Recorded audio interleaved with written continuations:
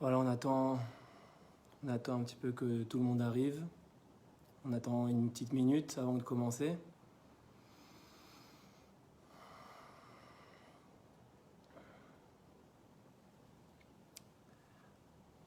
On attend encore quelques secondes.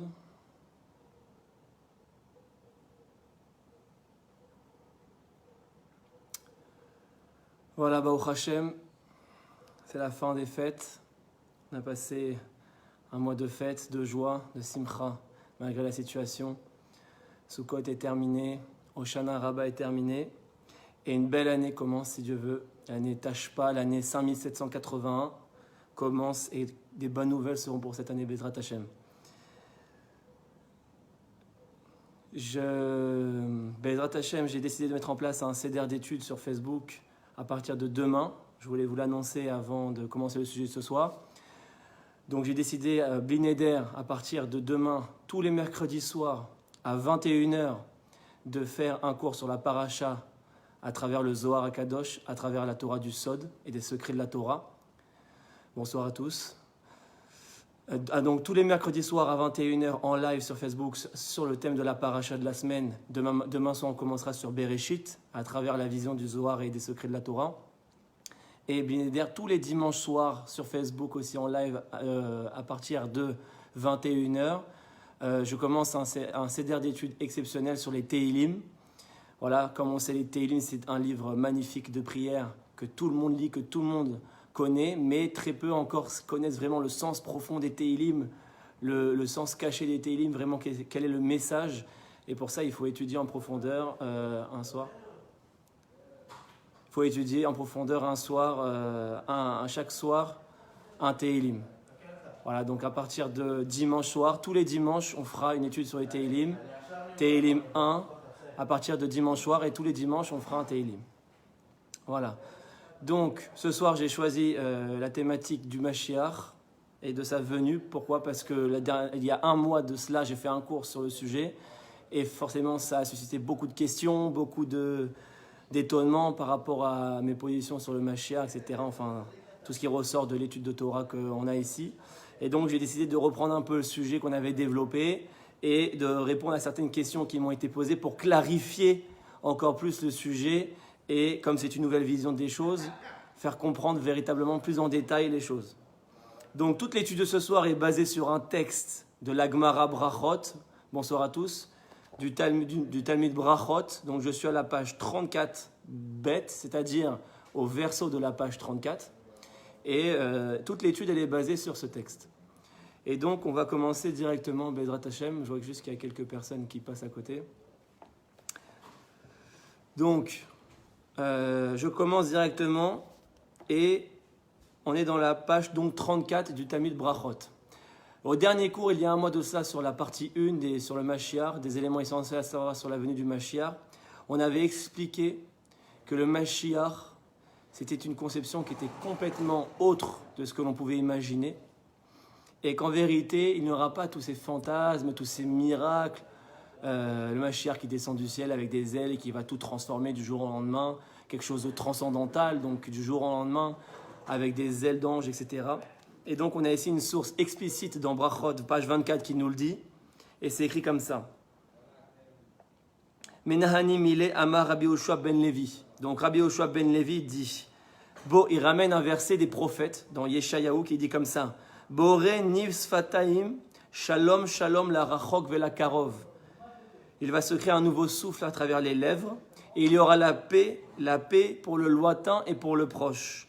Amar Hashem Urfativ, et Dieu a dit, et il soignera. C'est un verset dans Yeshayahu qui est ramené ici par la Gemara. Amar Rabbi Chia, je lis un peu quelques lignes et après on expliquera. Amar Rabbi Chia Baraba, Amar Rabbi Yochanan. Donc Rabbi Yochanan, il a dit au nom de Rabbi Chia Baraba, Kol haneviim kulan lo nitnabu ela lemasi bito le tamid chacham. Tous les prophètes n'ont prophétisé que pour celui qui va marier sa fille au sage, au tamid chacham, à l'érudit. On va expliquer ce que ça veut dire. Ve'amar Rabbi Chia Baraba Amar Yochanan Kol haneviim kulan lo nitnabu ela limot hamashiach. Donc tous les prophètes ont prophétisé pour celui qui marie sa fille au sage, au tamid chacham. Ensuite, il dit, tous les prophètes n'ont prophétisé que pour la venue du Mashiach, pour les jours du Mashiach, les jours messianiques, et la limot à Mashiach. Aval la olam haba, mais concernant le monde futur, olam haba, aïn lo ra'ata elokim zulatra. Là-bas, aucun œil ne voit et aucune sagesse ne sait.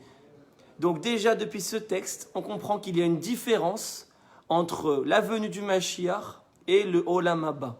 Souvent, on confond les deux. On dit qu'il y a le Mashiach, et on va rentrer dans le olam haba, dans le monde à venir. C'est faux, et on va expliquer. Des Amar Shmuel, et là on arrive à la phrase que je voulais ramener.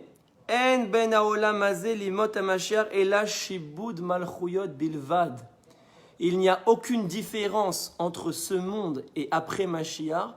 Aucune différence. Si ce n'est quoi? La seule différence, et en vérité c'est la raison essentielle pour laquelle on attend le Mashiach, et ici se cache le rôle essentiel du Mashiach. Shibud malchuyot bilvad. La seule différence, c'est qu'on sera libéré des royautés étrangères. Comme ça, c'est écrit dans la Gemara Brachot. C'est Shmuel qui dit ça. La seule différence entre le monde d'aujourd'hui et le monde après Mashiach, c'est la libération des royautés étrangères. On va expliquer, bien évidemment, on continue un petit peu et ensuite on explique tout. Chez Nehemar, comme il est écrit, où est-ce qu'elle est sa source à Shmuel pour dire ça, dans la Torah elle-même, qui lo yerdal evion mikerev haaretz. Le pauvre ne disparaîtra pas de la surface de la terre. Malheureusement, on aimerait que non, mais après Mashiach, il y aura encore des pauvres. Va'amar Rabbi Chia, Amar Rabbi Abba, Amar Bechonan, et là on apporte un dernier enseignement. Kol haneviim kulan lo nitnabu ela le ba'alei teshuva. Les prophètes n'ont prophétisé que pour les ba'alei teshuva, que pour pour les gens qui se sont repentis, entre guillemets. J'aime pas cette traduction, mais on est obligé pour l'instant. Aval tzadikim murim, mais les sages parfaits, c'est-à-dire ceux qui sont déjà nés dans le monde de la Torah, déjà nés dans le monde de la pureté, qui ne sont pas passés par le monde de la faute.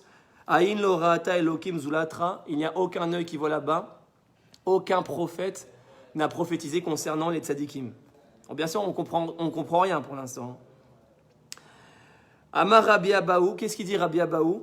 Makom she ba'alei teshuva omdin, tzadikim murim enan omdim. À l'endroit où se tiennent les ba'alei teshuva, là-bas les tzadikim murim ne se tiennent pas. Ça aussi c'est une phrase très mystérieuse.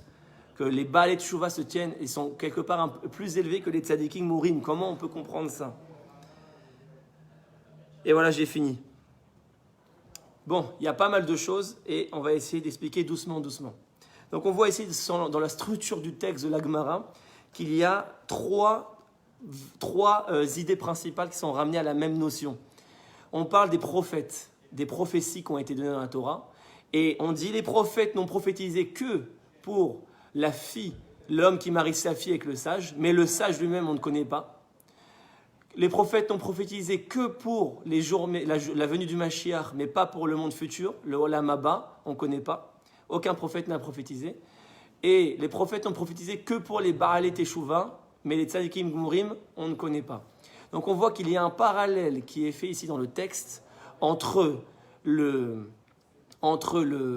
celui qui marie sa fille à un Tamid Chacham, les Ba'alei Teshuva, et le monde de Mashiach, et la venue du Mashiach. Donc maintenant on rentre un peu plus en profondeur. Qu'est-ce qu'on a ramené comme enseignement? On a dit En ben haolam hazeh limot hamashiach ela shibud malchuyot bilvad. Et là, ça vient contrecarrer toutes les visions du Mashiach, toutes les conceptions du Mashiach qu'on a toujours conçues, qui sont complètement de manière magique, transcendantale, comme quoi du jour au lendemain tout va changer et que le Mashiach c'est un magicien, etc. Pas du tout. Le monde va rester le même. Donc bien sûr cette source-là est la source officielle du Rambam aussi qu'on avait ramené dans un ancien cours. Le Rambam Maïmonide dans le Mishneh Torah, dans les Ilchot Melachim, où il dit que le Mashiach, il dit comme ça, Al ya'ale al da'atra she'hamelech ha'mashiach tzarich la'asot otot u'moftim. Surtout qu'ils ne viennent pas à ton esprit que le Mashiach doit faire des miracles. Rak atipshim chojim car seuls les idiots pensent ainsi. Vous vous rendez compte les mots du Rambam?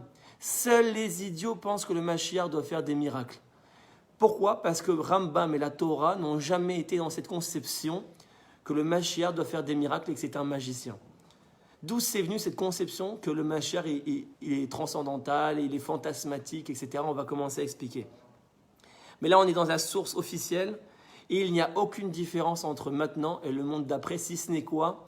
La libération des joues étrangères. Shibud malchuyot. Ça veut dire quoi? Ça veut dire que là, ce que Shmuel est en train de nous dire dans la Gemara, c'est que tout le projet messianique, ce qu'on appelle le messianisme, ce dont on a toujours parlé, ce qui a toujours fait marloquette, le sujet le plus central du judaïsme, c'est-à-dire la venue du Mashiach, le messianisme, c'est quoi? Comment il est défini? Comme la libération des royautés étrangères, c'est-à-dire quoi? Je traduis par langage moderne, la libération des souverainetés politiques étrangères. Donc en fait, le messianisme se résume à un mouvement d'indépendance politique. Voilà ce que c'est le messianisme selon la Gemara et selon le Rambam aussi. Donc voilà la vision de ce que c'est le messianisme. Ce n'est rien d'autre qu'un mouvement d'indépendance politique. Alors, on va expliquer bien sûr plus en profondeur. Ça veut dire quoi? Qu'est-ce que veut dire le mot politique? Qu'est-ce que ça implique? Mais on voit ici déjà qu'on n'a jamais ramené comme quoi tout va changer, tout va se transformer, et tout va disparaître, les maladies vont disparaître. Alors vous allez me dire, tout de suite vous avez posé la question, mais il y a plein de prophéties qui parlent de choses miraculeuses, de choses surnaturelles, comme le loup qui va maintenant aller avec les bergers, il n'y aura plus de maladies, etc. Tout va changer, la souffrance, il n'y aura plus de guerre. Donc ça vient contredire apparemment. Et c'est là qu'en fait, il y a une erreur d'interprétation, une erreur de conception dans le monde religieux surtout actuel. C'est qu'on associe Mashiach et Olam Haba. On associe la venue du Mashiach et le monde futur. Or, ici explicitement, et je le répète, regardez ce qu'il y a écrit, Lo nitnabu ela limot ha-Mashiach. On n'a prophétisé que pour la venue du Mashiach. Ava la Olam Haba lo. Mais pour le monde futur, non. Ça veut dire que Mashiach et le monde futur, ce n'est pas pareil. Et j'explique. Ça veut dire quoi? Ça veut dire qu'il y a deux étapes. Il y a deux étapes entre le Mashiach et le monde futur. Le Mashiach, quand il vient, il n'y a rien de différent. C'est une différence politique et on va l'expliquer après ce que ça veut dire plus en profondeur. Il n'y a pas de miracle, il n'y a rien de spécial qui va se passer. Bien sûr, il y a quelque chose d'énorme qui va se passer au niveau politique. On va en parler après. Mais au niveau miraculeux, au niveau spirituel, il n'y aura rien de fou. Il n'y aura rien de... On s'attend à des choses, il n'y aura rien... Celui qui s'attend à ça va passer à côté. Par contre, le monde futur, c'est-à-dire quoi? Qu'est-ce qu'on appelle monde futur? C'est très simple. Le monde actuel, et c'est le sujet de demain soir, si Dieu veut, sur la paracha Bereshit, il a été créé pour 6000 ans, dont on l'apprend, c'est écrit dans le mot lui-même, Bereshit, le Zohar nous dit, Bara, Shit, Shit ça veut dire 6 en araméen, le monde a été créé pour 6 jours, c'est-à-dire un jour équivaut à 1000 ans au niveau de Dieu, donc le monde actuel a été créé pour 6000 ans. C'est-à-dire quoi? C'est-à-dire qu'après 6000 ans, on va rentrer dans une nouvelle phase de l'humanité, une nouvelle phase du monde, et l'étape qui va marquer cette nouvelle phase s'appelle Triyat HaMetim, s'appelle la résurrection des morts. Et là, c'est le premier miracle surnaturel, véritablement, c'est-à-dire transcendant qui va arriver dans le monde, c'est la résurrection des morts. C'est Triyat HaMetim qui va marquer l'entrée vers un nouveau monde avec des nouvelles structures, des nouvelles façons de fonctionner, et on va expliquer un peu plus en profondeur. Mais ça veut dire quoi? On apprend ici un chidouche extraordinaire, c'est que Mashiach et Triyat HaMetim, c'est deux étapes complètement différentes et qui sont même espacées dans le temps. D'abord, il y a Mashiach qui va venir, et le Mashiach ensuite va même mourir, comme c'est explicite dans le Rambam aussi, dans son commentaire dans les Mishnayot. Le Mashiach lui-même va mourir, son fils va reprendre la royauté selon les lois de la royauté en Israël, c'est le fils, la royauté est héréditaire, donc c'est le fils qui reprend. Donc le fils du Mashiach va reprendre le travail, le petit-fils, il y aura quelques générations, on ne sait pas exactement combien, il y a une marloquette, est-ce que c'est 40 ans, est-ce que c'est plus, etc. Donc il y a une marloquette, mais en tout cas ce qu'on sait, c'est que Mashiach et la résurrection des morts, c'est deux étapes différentes. Donc il y a Mashiach, plusieurs générations, et ensuite, proche de l'an 6000, il y aura la résurrection des morts, et là les morts vont revivre, et là on rentre dans ce qu'on appelle le Olam Haba, le monde futur. Ça veut dire quoi qu'en vérité, qu'est-ce qu'on comprend de là? On comprend qu'en vérité, le monde actuel n'est qu'une première étape de l'humanité. Beaucoup font l'erreur de croire que Mashiach ou Triyat HaMetim, c'est la fin. C'est la fin de ce monde. C'est totalement faux selon la Torah. La Torah dit explicitement ce n'est que le début. En vérité, on est au tout début de l'histoire de l'humanité. Le Olam Haba, C'est-à-dire quoi? C'est-à-dire que les âmes vont revenir dans les corps et la matérialité, le monde matériel va se réparer, va se sanctifier. Il n'y aura plus toutes les forces du mal, le Yetzer Hara, etc. Il n'y aura plus tout ce qui nous pousse au mal, aux guerres, à la haine, à l'injustice. Et les maladies, même physiquement parlant. Le corps va se développer et va connaître des capacités qu'aujourd'hui sont inconcevables. D'ailleurs, les tzadikim, quand ils font des miracles, c'est pas parce qu'ils sont spirituels ou surnaturels, pas du tout. C'est uniquement parce qu'ils ont réussi à se connecter à la dimension Olam Haba, c'est-à-dire à la dimension de la matérialité réparée. Et donc leur corps dépasse les écorces qui les limitent, au niveau intellectuel, au niveau mental, au niveau psychologique, au niveau biologique, au niveau physique. Et donc ils sont capables de faire ce qu'on appelle des miracles. Mais en vérité, ce n'est pas des miracles. Par exemple, après, dans le monde futur à Olam Haba, c'est-à-dire quoi, dans le 7e millénaire, c'est-à-dire après l'an 6000, le corps va se transformer et par exemple, au lieu d'utiliser 3-4% comme on le sait de notre cerveau, aujourd'hui on utilise quoi? Même pas 3-4% de notre cerveau, on va utiliser 100%. En tout cas, beaucoup. Je ne sais pas si ça va être 100%, mais on va essayer beaucoup et ça va tout changer. Ça va tout changer, c'est-à-dire que le cerveau va être capable de cerner des choses et en fait, il y aura plus, tout le mal va disparaître, mais ce n'est pas de la magie, c'est que le cerveau va être tellement développé, le corps humain va tellement se dépasser au niveau de ses fonctions, au niveau de ses capacités, qu'il n'y aura plus besoin de dormir. Par exemple, on ne dormira pas dans l'Olam Haba, puisque on sait que le sommeil, c'est 1/60e de la mort, comme c'est écrit dans la Gemara Brachot. Et comme la mort va disparaître, le corps humain n'aura plus besoin de dormir, par exemple. Dans le monde futur, le corps n'aura plus de sommeil. On sera dans un jour éternel. On n'aura plus besoin de dormir. On n'aura plus besoin de se laver, par exemple, puisqu'on se lave. Pourquoi? Parce que le corps se détériore. Le corps dégage des odeurs parce qu'il se détériore. Mais dans le monde futur, le corps ne se détériorera plus.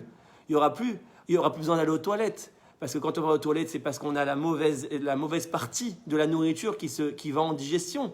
Mais normalement, le corps humain n'est pas censé avoir de mauvaises parties. Il est censé profiter de la nourriture à 100%. Donc, normalement, dans le monde futur, on n'ira pas aux toilettes, on ne se lavera pas, on ne dormira pas. Par la pensée, on pourra faire des choses incroyables, on pourra se téléporter d'un endroit à un autre, on pourra, en une seconde, on pourra se nourrir. Rien qu'en pensant, je pourrais tout de suite ramener la nourriture à ma bouche. J'ai plus besoin de fournir d'efforts. J'ai plus besoin de travailler pour aller cueillir le blé, le faire pousser, etc. Le blé poussera directement mangeable. Il n'y aura plus besoin de la notion de travail, puisque comme on sait, la notion de travail est liée à ce monde de la faute.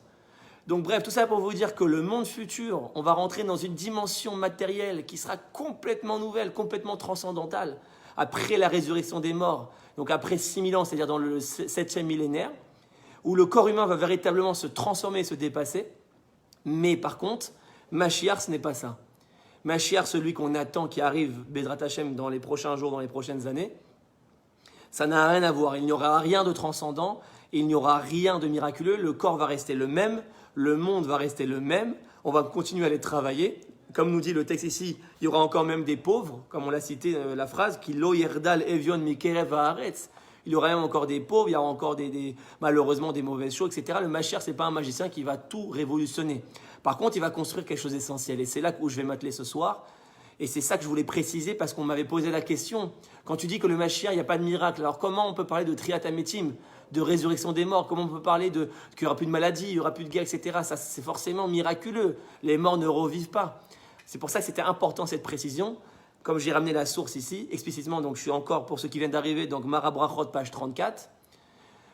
Mashiach et le Olam Haba, c'est deux choses différentes. Donc, Mashiach, c'est quoi? Maintenant qu'on a expliqué Olam Haba bien, que c'est un monde qui va être tout nouveau au niveau des structures, Mashiach, c'est pas du tout la même chose. Mashiach, on a dit, il n'y a aucune différence entre le monde-ci et le monde de Mashiach, si ce n'est quoi? Shibud Malchuyot Bilvad, c'est-à-dire la libération des politiques étrangères, de la souveraineté des nations. Parce qu'au final, c'est quoi la galoute? Comment est-ce que l'exil se définit? Il se définit par 3 critères. Premier critère, nous ne sommes pas sur notre terre, donc, implicitement parlant, nous n'avons pas de souveraineté politique, nous n'avons pas de souveraineté nationale, nous n'avons plus d'indépendance et de système à nous. Donc, on est chassé de notre terre, on arrive chez les nations, donc on rentre sous le joug des nations. Ça, c'est le premier critère qui définit l'exil, la galoute. Deuxième critère, c'est la dispersion, c'est-à-dire la désunion.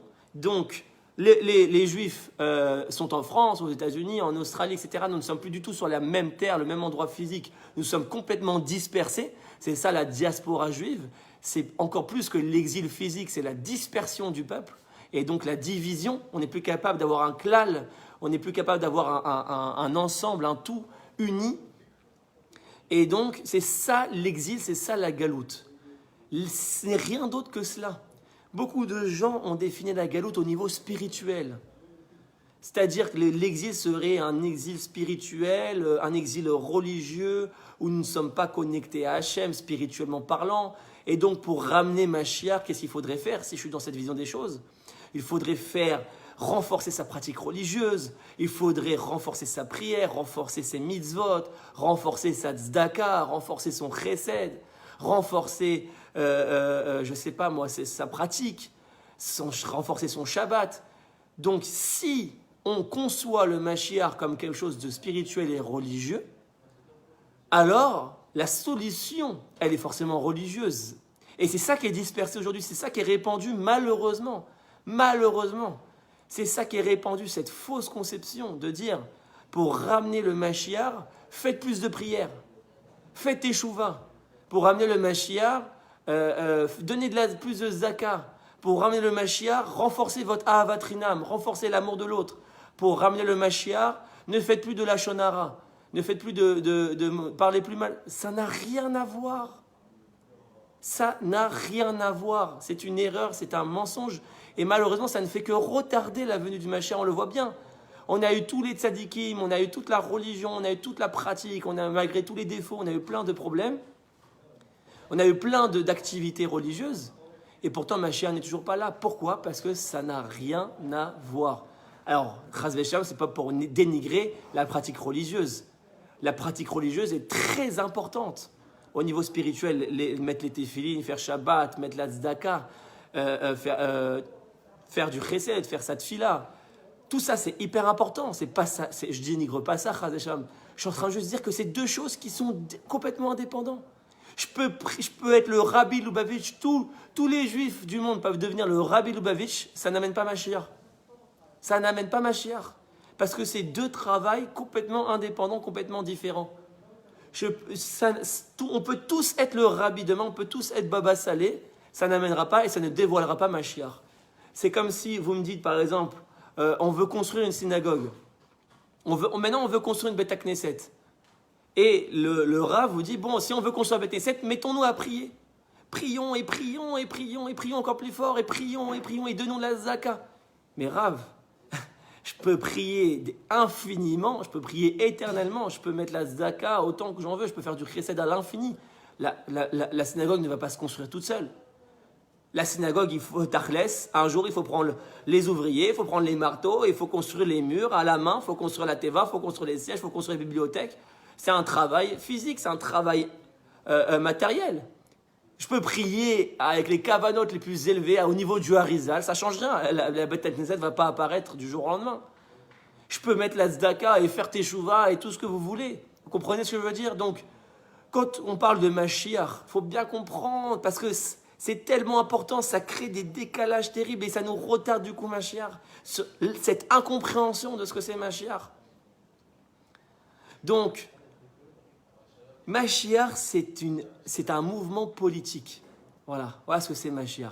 Mashiach, c'est construire la terre d'Israël, construire la société, construire un État, construire un État juif, une souveraineté juive, construire une société juive, construire des infrastructures juives, construire une économie juive, construire une science juive, construire une médecine juive, construire des technologies juives, construire une justice juive. C'est ça, Mashiach. Donc, arrêtons avec ces conceptions. Faites teshuva, mangez kasher, faites Shabbat et ça va ramener Mashiach. C'est faux, c'est faux, c'est faux, c'est un mensonge. Ça ne ramènera pas Mashiach, on pourra faire ça des années, des millénaires entiers, ça ne ramènera pas Mashiach. Ce qui va ramener Mashiach, c'est tout simplement de prendre nos outils et d'aller construire la société au niveau politique. Alors bien évidemment, on m'avait posé la question. Oui, mais construire politique aujourd'hui, le sionisme, tel qu'il a voulu été construit, il n'est pas sur les lois de la Torah. Il n'est pas sur la vision de la Torah et le sionisme actuel, l'État actuel, il n'est pas lié à la Torah. Et ça, ce serait un problème. Évidemment, on voit que ce que je dis dès le départ, on voit que des millénaires on a passé en galoute, des millénaires on a passé en exil, en Espagne, les Ashkénazes en Europe de l'Est, on a eu l'Inquisition espagnole, la Shoah, etc. On a eu des millénaires des galoutes et toutes nos prières ne nous ont pas sauvés. Vous vous rendez compte à quel point ce que je dis, c'est vrai? Toutes nos prières, on peut avoir une barbe de 3 mètres, ça ne change rien. On n'a pas été sauvés de l'exil et du joug des nations. Qu'est-ce qui nous a sauvés du joug des nations? Qu'est-ce qui nous a sauvés de la galoute? Ce sont des hommes qui se sont pris en main, qui ont eu une vision de retour national. Alors forcément, ils n'étaient pas religieux, mais quelque part, c'était obligé. Vous comprenez maintenant pourquoi? Puisque dans la religion, on a toujours dit, limitons-nous à la pratique religieuse, et Hachem s'occupera de nous délivrer. Donc vous comprenez pourquoi ce sont des hommes religieux qui ont fait le sionisme, non religieux. Parce que dans la religion, on n'a jamais conçu l'action comme quelque chose qui doit être une mission. On a toujours limité notre mission à des activités spirituelles. Et Hachem se charge du reste. Et c'est encore le même problème aujourd'hui. Donc on voit qu'à l'époque, c'est exactement le même problème. Et on ne sortait pas de galoute à cause de ça. Parce qu'il y en a qui disent, oui, mais Hachem, il avait décidé de la galoute. C'est faux. Le Harizal, le Rabbi Chaim Vital, dans son Sefer Etz Da'atov, le Rabbi Chaim Vital, je rappelle, c'est l'élève du Harizal, donc du maître de la Kabbalah. Donc le Rabbi Chaim Vital, il dit au nom du Harizal, dans son Sefer Etz Da'atov, dans Parashat Vayetse, il dit que la Xéra, c'est-à-dire le décret d'Hachem qu'on devait aller en diaspora et y rester, était valable jusqu'au 5e millénaire. Comme ça, il dit au nom du Harizal. C'est-à-dire quoi? C'est-à-dire qu'à partir de l'an 5000, on pouvait revenir en Eretz Israël. C'est-à-dire, il y a combien d'années? C'est-à-dire que ça fait 781 ans, puisqu'on est en 5781. Donc, ça fait 781 ans que Hachem attend de nous qu'on reconstruise l'État d'Israël, qu'on revienne en Israël. Shalom. Ça veut dire quoi? Ça veut dire que, on est quoi? On est en 2020. Ça veut dire que depuis l'an 1200, 1300, depuis l'an 1200, 1300, on pouvait commencer le sionisme. On pouvait revenir et rebâtir un État. Dans le ciel, c'était autorisé. Avant l'an 1200, c'était interdit. On avait un décret de rester en diaspora. Mais à partir de l'an 1200 de notre ère 1300, c'est-à-dire il y a 781 ans, on pouvait revenir. Et c'est que parce qu'on est resté endormi, on est resté dans des activités spirituelles à la yeshiva, à la synagogue, qu'on n'a pas conçu que la Géoula serait politique et qu'on serait dans une dimension politique, qu'on est resté en galoute et qu'on a eu toutes ces catastrophes. Et le sionisme politique, c'est-à-dire que les gens qui ont inspiré le sionisme politique, aujourd'hui, Tachles, on le voit, nous ont libérés. C'est grâce à eux qu'on a un État, qu'aujourd'hui on est à Netanya, on est à Herzliya, on est à Ranana, on est à Jérusalem, dans une sorte d'indépendance politique, et on a une sécurité, on a une économie, on a une armée, et qu'aujourd'hui la Torah se développe partout, au niveau spirituel, les yeshivot, les synagogues se développent partout, il n'y a jamais eu autant de Torah qu'aujourd'hui en Israël. Mais tout ça, c'est grâce au fait qu'on a eu le sionisme et l'indépendance politique. Sinon, on serait encore en Pologne et au Maroc et en Espagne, sous le joug des nations. Et sous le bon vouloir des nations. S'ils veulent nous tuer, pas nous tuer. S'ils veulent nous dépouiller, pas nous dépouiller. Nous voler nos richesses, nous voler nos biens. On a toujours été sous le bon vouloir des nations. Aujourd'hui, on est indépendant. Et ça, c'est une des plus grandes brachas au monde. Et même le monde de la Torah profite de ça. Le monde de la Torah au niveau spirituel, puisqu'on voit que cette indépendance politique profite au monde de la Torah. Aujourd'hui, les yeshivot sont nourris par l'État, sont financés par l'État énormément. Donc on voit que l'État politique, il sert le monde de la Torah. Donc, on voit explicitement ce que j'explique depuis tout à l'heure dans l'histoire, c'est que qu'est-ce qui nous a délivrés? C'est qu'on a pris les armes. Alors bien sûr, la prière et l'étude sont des activités spirituelles très importantes. Mais Tachlès, c'est pas ça qui nous aide à construire ce qu'on appelle le Mashiach. Alors bien sûr, ça ne vient pas dénigrer le travail spirituel. Les deux travails sont importants, vous comprenez ce que je veux dire? C'est-à-dire que d'un côté, on a le travail spirituel, et d'un autre côté, on a le travail matériel et politique. Et pour ces deux choses, ces deux missions, on va avoir deux hommes différents qui ont deux rôles différents. Et là, on regarde, regardez ce que la Gemara dit. Et là, on va comprendre beaucoup mieux la Gemara, ce qu'elle dit. On avait expliqué donc, les prophètes n'ont prophétisé que pour le Mashiach et pas pour l'Olam Haba. Et après, on a dit quoi? Les prophètes n'ont prophétisé, je relis en hébreu. Et là, les Baalé Teshuvah. On a dit que la Gemara Brachot dit les prophètes n'ont prophétisé que pour les Baalé Teshuvah. C'est-à-dire quoi? Ceux qui ont fait Teshuvah. C'est-à-dire les hommes comme vous et moi, ceux qui ont été dans la faute. On a tous vécu une période de haut, de bas, au niveau religieux, etc. C'est ce qu'on appelle les Baalé Teshuvah. Et ensuite, de l'autre côté, on a d'autres personnages dans la Torah qu'on appelle les Tzadikim Gmurim. C'est-à-dire les justes parfaits. C'est quoi un juste parfait? C'est quelqu'un qui est né dès le départ dans la lumière, dans la pureté, dans la sainteté. Il n'est pas passé par le monde de la faute. Par exemple, Moshe Rabbeinu. Moshe Rabbeinu, c'est le tzaddik gamour absolu. Dans notre génération, on a le Rabbi, on a eu Baba Saleh, on a eu des géants, ce qu'on appelle les tzadikim gmurim. Mais regardez le chidouche ici apporté par la Gemara, c'est énorme. Makom chez Baalé Teshuvah omdin, tzadikim gmurim enan omdin. À l'endroit où se tiennent les Baalé Teshuvah, là-bas, les tzadikim gmurim ne se tiennent pas. Alors, tout le monde a interprété cette phrase, je vous la traduis comme les Baalé Teshuvah sont plus grands que les tzadikim gmurim. C'est-à-dire quoi? Ça voudrait dire que vous et moi, qui sommes allés en boîte de nuit, qui avons kiffé notre vie, etc., on serait plus grand qu'un Baba Saleh ou qu'un Rabbi. Non, mais il faut arrêter les histoires de minutes. Il faut arrêter de se mentir 2 minutes. Le Baba Saleh, à 9 ans, il allait dans la neige pour se séparer de son corps tout nu. Et il jeûnait 6 jours sur 7 par semaine, il jeûnait, à l'âge de 9 ans. Le Rabbi Lubavitch, à 5 ans, il étudie déjà 2 livres en même temps toute la nuit debout. Et nous qui font une petite teshuva, bon, voilà, on aime bien, on va à la synagogue, des fois on a des hauts, des fois on a des bas, on mange kasher, on fait teshuva. On serait plus grand qu'un Rabbi ou qu'un Baba Saleh. Il faut arrêter de devenir fou. C'est pas du tout ce qu'il y a écrit ici. C'est quoi cette interprétation? On pourra jamais, tu peux faire la plus grande teshuva, tu seras jamais plus grand qu'un Rabbi ou qu'un Baba Saleh. Jamais, c'est impossible. Ils sont nés dans ça, ils sont nés prédestinés à la sainteté. Comme Moshe, il est né prédestiné à la sainteté. De quoi on parle ici alors? Makom chez Baalé Teshuvah omdin, tzadikim murim enan omdin. À l'endroit où se tiennent les Baalé Teshuvah, là-bas les tzadikim murim ne se tiennent pas. C'est pas que les Baalé Teshuvah sont plus grands, c'est tout ce qu'on explique depuis tout à l'heure. À l'endroit où se tient le Baal Teshuvah, là-bas le tzaddik gamour ne se tient pas. Ça veut dire quoi traduit explicitement en hébreu, en français? À l'endroit où se tient le Baal Teshuvah, là-bas le tzaddik gamour ne se tient pas. Ça veut dire quoi? Ça veut dire que, je traduis, le Baal Teshuvah, il a un rôle, il a une mission spécifique que le tzaddik gamour, lui, ne peut pas accomplir. Ça n'a plus rien à voir. C'est pas du tout que le Baal Teshuvah il est plus grand que le tzaddik, c'est pas ce qu'il y a écrit. Au niveau spirituel, on ne peut pas concurrencer un Rabbi ou un Baba Saleh qui jeûne 6 jours par semaine. On n'est pas sur le même plan.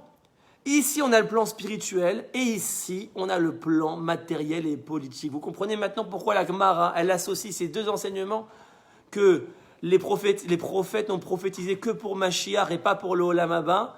Et les prophètes n'ont prophétisé que pour les Baal Teshuvah et pas pour les tzadikim gmurim. Parce qu'en fait, on est en train de faire un parallèle que la mission messianique, c'est-à-dire la mission de dévoiler le Mashiach, c'est le rôle du Baal Teshuvah. Et la mission de dévoiler le Olam Haba, donc maintenant qui est dans une dimension spirituelle et transcendantale, c'est-à-dire la résurrection des morts et le nouveau monde, c'est le rôle du tzaddik gamour qui, lui, est spirituel et transcendantal. Ça veut dire ici, on explique, mes amis, un chidouche, mais c'est une révolution religieuse, une révolution thoraïque. Quand tu fais teshuva à quelqu'un qui est passé par le monde de la faute, surtout ne cherche pas à le rendre un rabbin. Surtout pas. La teshuva, c'est pas pour faire pousser une barbe, mettre un chapeau et jeûner toute la journée, et prier et étudier toute la journée. C'est pas ça le rôle du Baal Teshuvah. Hachem n'a pas créé des hommes qui passent par la faute. Si le rôle c'était ça, Hachem il aurait créé directement les hommes, directement des anges, directement des tzadikim mourim. dans le monde spirituel. Pourquoi il a besoin de les faire passer par le monde de la faute alors? Si c'est pour les rendre à la même chose qu'il aurait pu les créer dès le départ. C'est-à-dire des anges et des hommes spirituels, avec des barbes, des chapeaux, et qu'ils étudient, ils prient toute la journée, ils se séparent de la matière, ils jeûnent, et etc., etc. C'est pas ça donc, c'est une révolution ce qu'on dit. Le Baal Teshuva, c'est-à-dire vous et moi, notre rôle, c'est pas de devenir rabbin. Notre rôle, c'est pas de devenir Baba Salé. Si vous voulez être Baba Salé, vous allez mourir. Vous n'allez jamais y arriver. Et vous allez vous culpabiliser toute la journée, vous allez vous sentir nul parce que c'est impossible. Baba Salé, il est né comme ça, il est prédestiné à être comme ça. C'est comme si une vache veut devenir un cheval. C'est impossible. Il y a le cheval, il y a la vache. L'un ne peut pas devenir l'autre. Il y a le poisson et le singe. Alors, chacun a son rôle en fonction de ses capacités.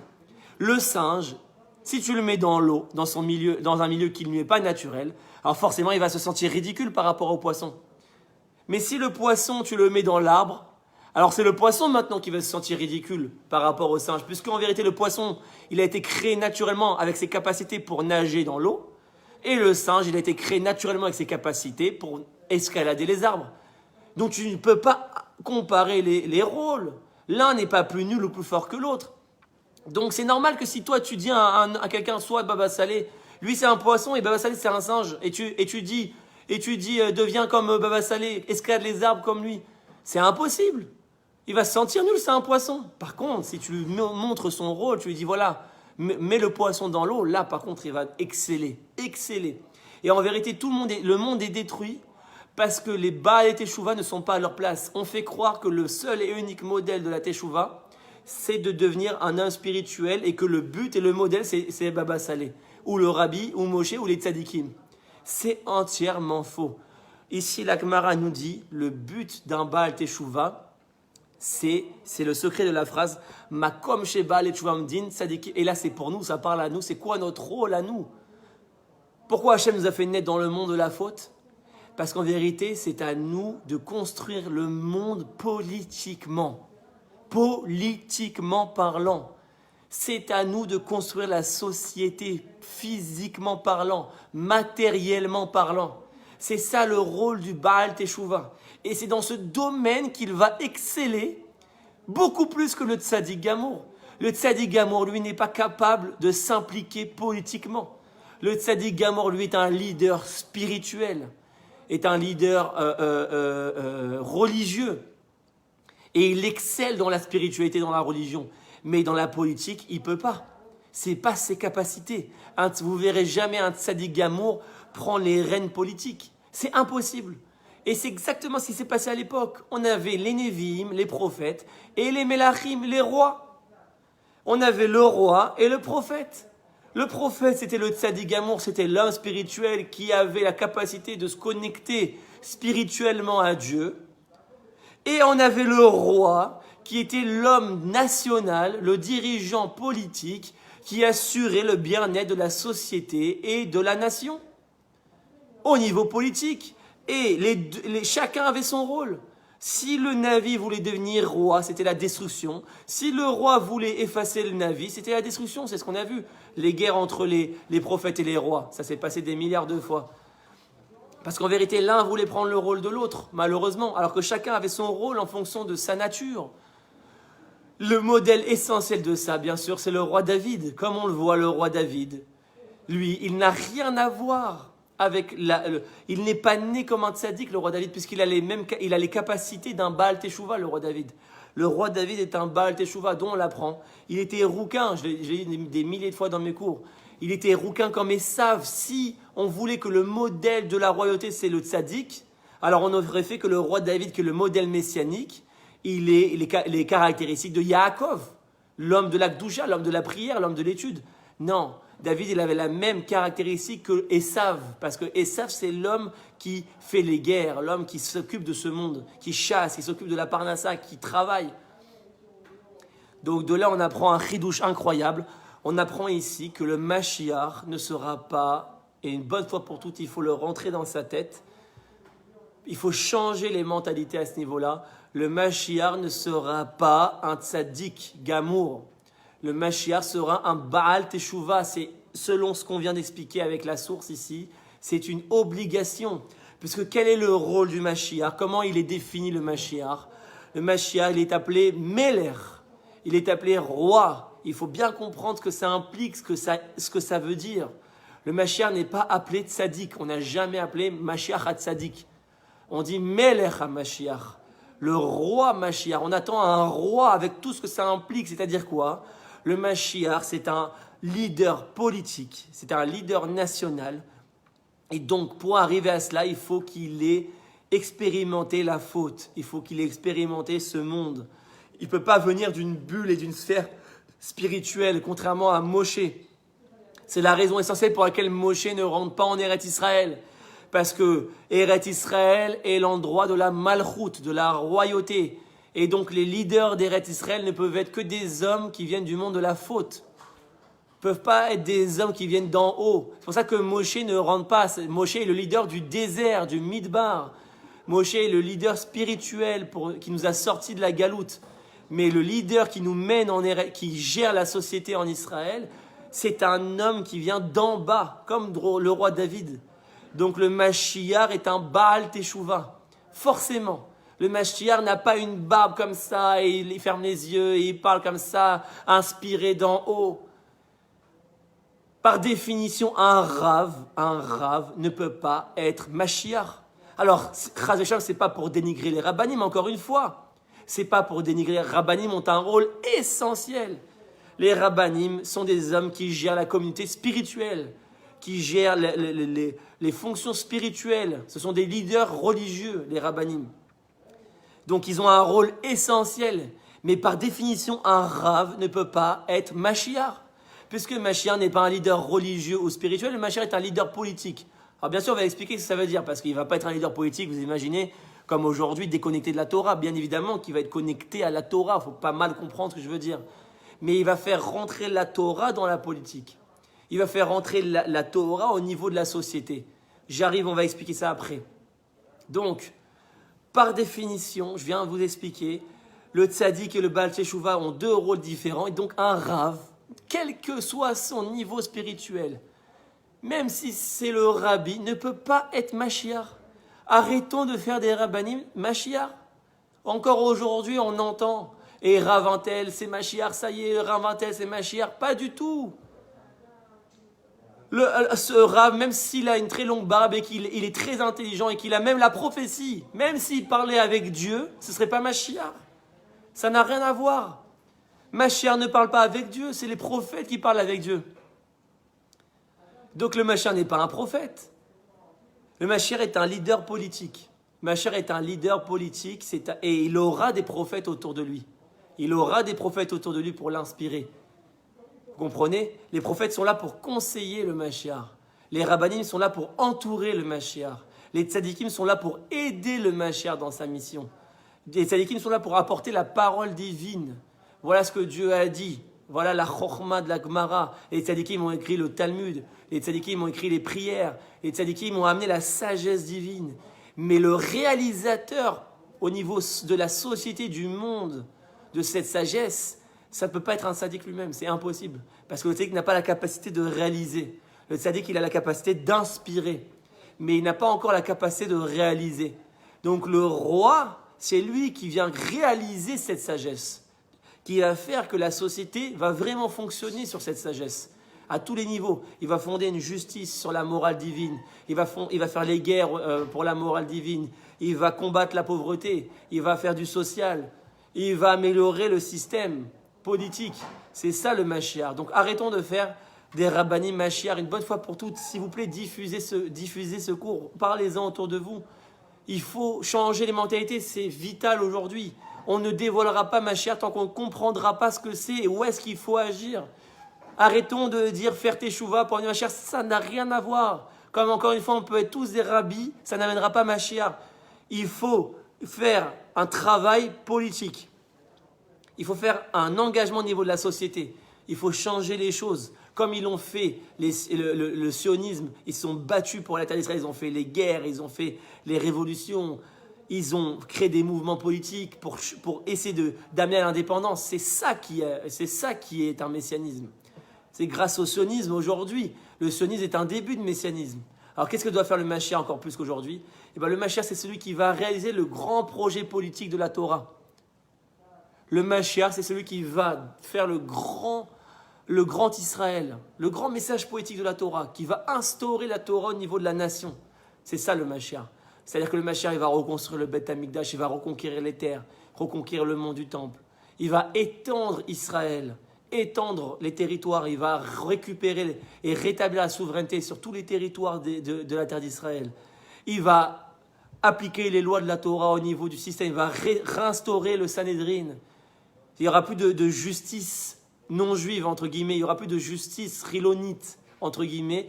La justice de la société israélienne sera basée sur les lois de la Torah.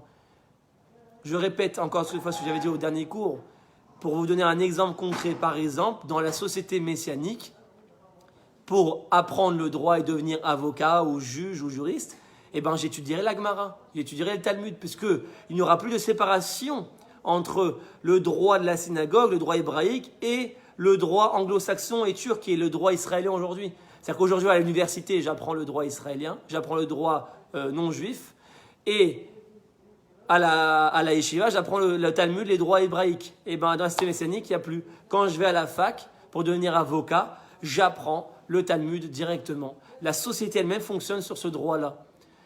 Il y a plein d'exemples. Aujourd'hui, tout le système politique n'est pas basé sur la Torah à grande majorité. Le Mashiach, c'est une révolution politique. C'est un homme qui va se lever dans le milieu politique et qui va prôner des idées de Torah pour changer le système.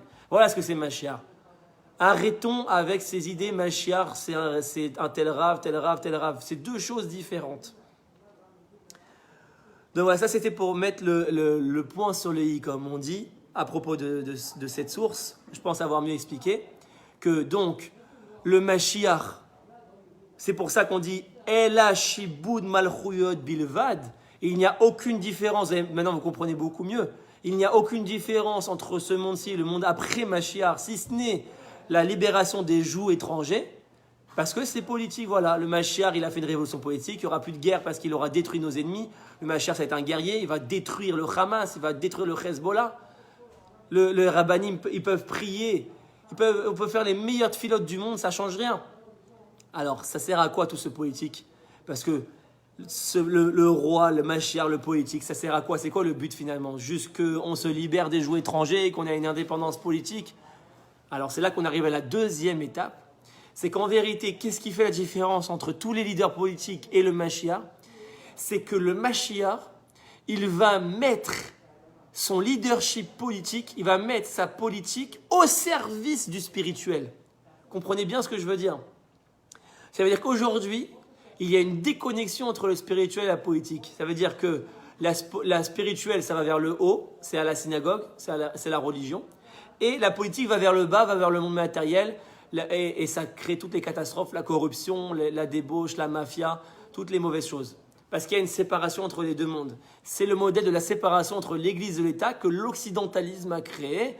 L'occidentalisme a créé, avec la notion des droits de l'homme et de la démocratie, etc., on a créé la séparation, comme en France, avec la loi de 1904, on a créé donc la laïcité, ce qu'on appelle, c'est-à-dire la séparation entre l'État et la religion. Mais la Torah n'a jamais séparé les deux. Depuis toujours, le roi est nommé par Dieu, est nommé par le prophète. La Torah est gérée, la société est gérée par la Torah. Donc aujourd'hui, en Israël, il ne faut pas appliquer la même séparation. Le Mashiach, c'est celui qui va réunir les deux. C'est-à-dire qu'il va mettre la politique au service de la Torah, au service du spirituel. Et c'est comme ça que l'humanité va s'élever spirituellement et moralement. Parce que c'est vrai, aujourd'hui, on prie, on étudie, mais on n'arrive pas vraiment à élever les mœurs de la société. On n'arrive pas vraiment à améliorer. Il y a encore toujours des gens qui volent, des gens qui mentent, des gens qui se jalousent, des maladies, des catastrophes, de la concurrence, du lachon hara, de la corruption. Regardez aujourd'hui comment c'est le monde, il y a beaucoup de problèmes. Si la Torah, vraiment, la spiritualité actuellement religieuse, était vraiment pertinente, telle qu'elle est dans sa forme actuelle, il ne pourrait pas y avoir tous ces problèmes. Ça devrait solutionner les problèmes. On étudie la Torah pour amener des vraies solutions, que le monde s'améliore.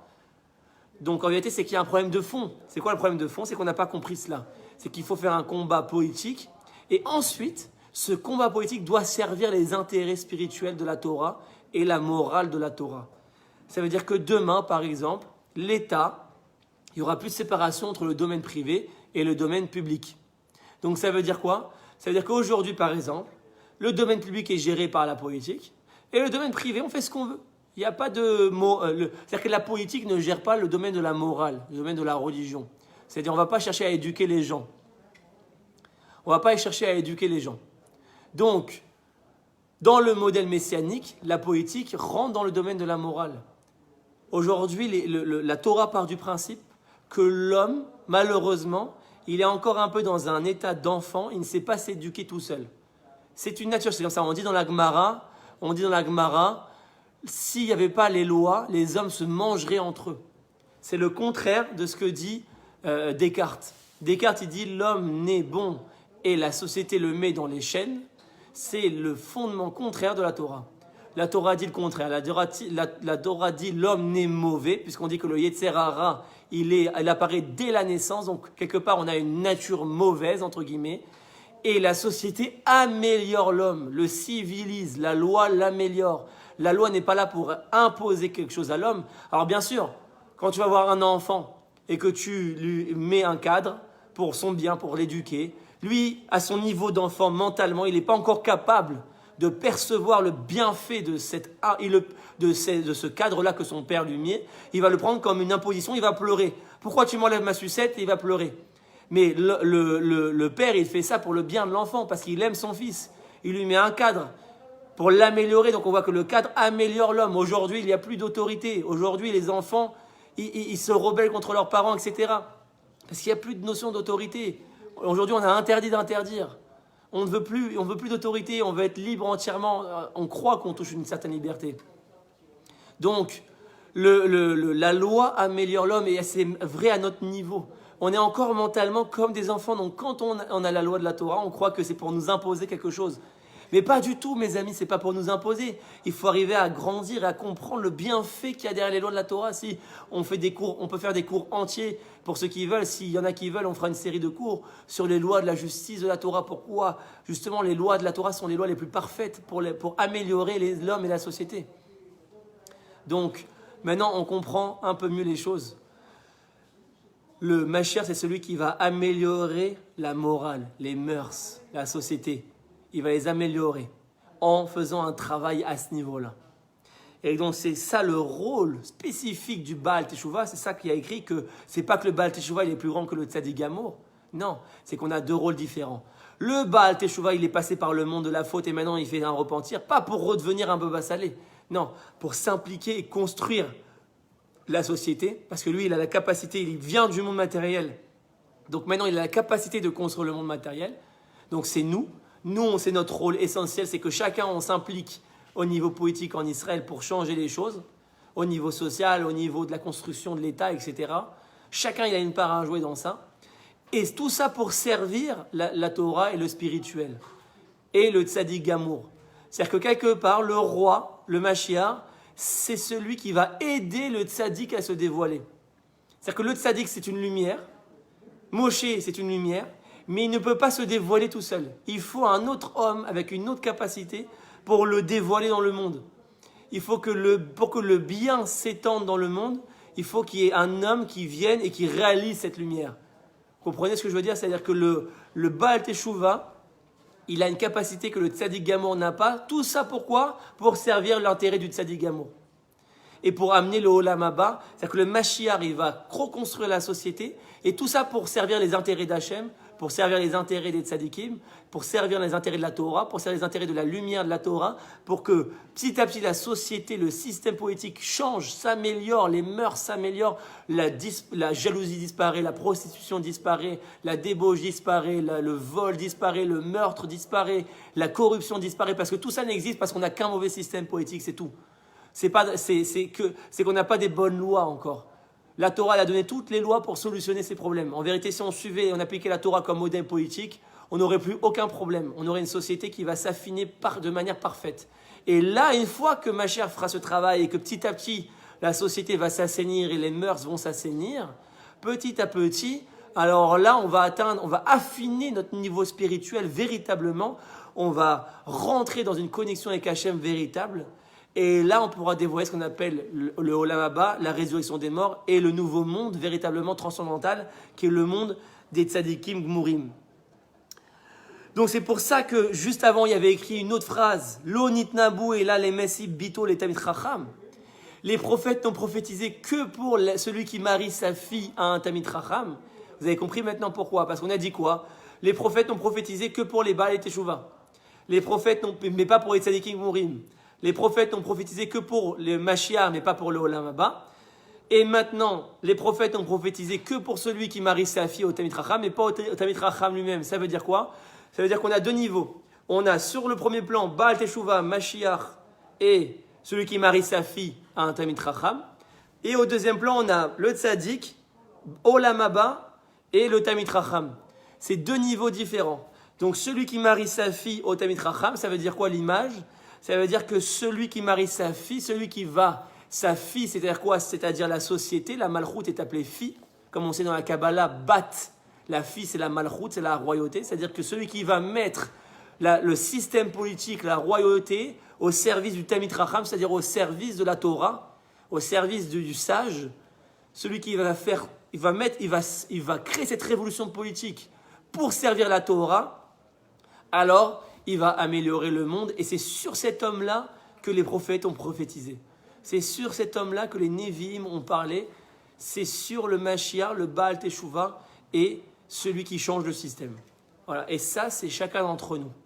On a tous la capacité d'arriver à ça parce que c'est pour ça qu'on est né. C'est ça la révolution, l'idée principale que je voulais amener ce soir. Et c'est pour ça que le Mashiach est forcément un Baal Teshuvah, parce que le Mashiach sort de nous. Il ne vient pas d'en haut, il vient de nous. Il vient de notre groupe, il sort de nous. Chacun, on a un travail à fournir. Et c'est quand chacun aura fourni sa pierre et son travail à son niveau, bien évidemment, en fonction de ses forces et de ses capacités, que le Mashiach va sortir. Comme je donne toujours cette image, c'est comme quand on veut ensemencer sa femme. Quand on veut ensemencer sa femme, combien de semences on envoie dans sa femme? Des milliards. Vous savez, c'est comme, il y a plein de semences. Et il y a une course qui commence. Hop, et toutes les semences partent. Et il y en a une qui arrive là, une qui arrive là, une qui arrive là, une qui arrive là. Et petit à petit, jusqu'à ce que la dernière monte, et ensemence la femme et touche l'ovule. Mais c'est que la dernière semence qui arrive jusqu'à l'ovule. Mais bien avant, il y a des milliards de semences qui ont travaillé et qui ont fait monter les choses. Mais sans ces premières semences qui sont montées, la dernière semence ne peut pas y arriver. Comprenez maintenant pourquoi Mashiach ne se révèle pas?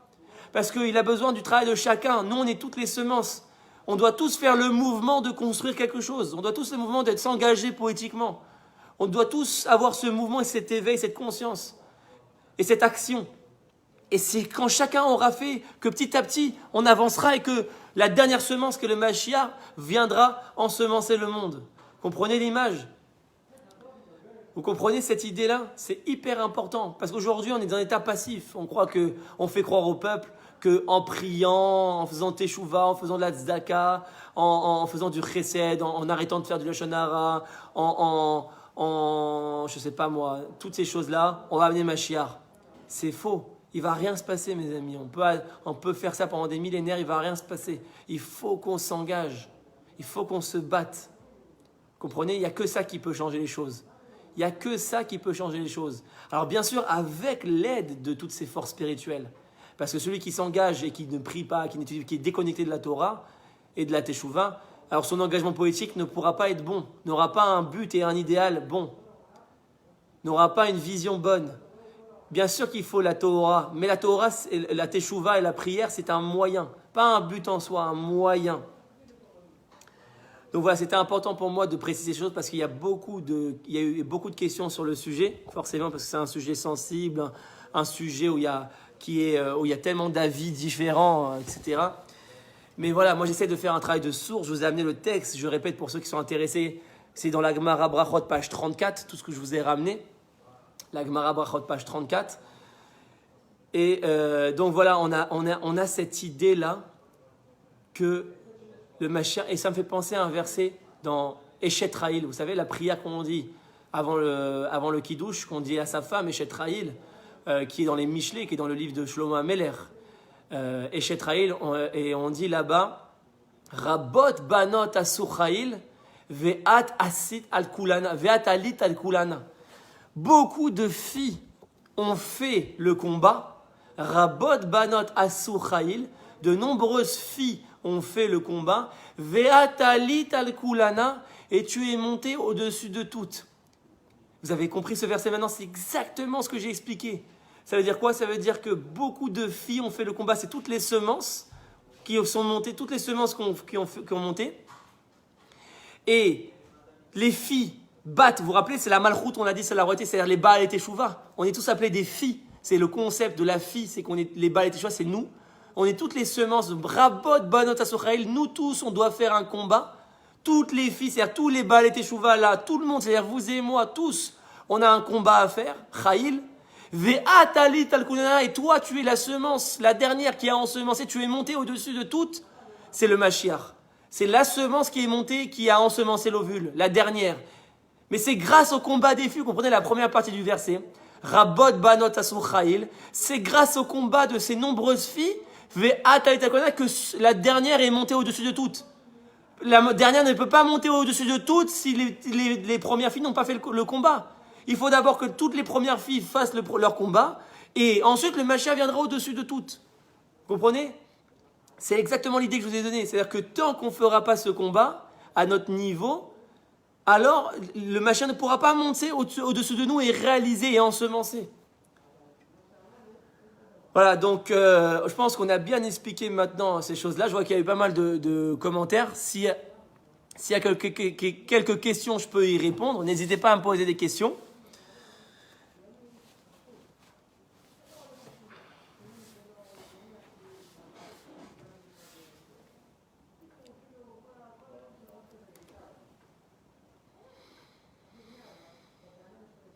N'hésitez pas à me poser des questions. J'essaie de remonter.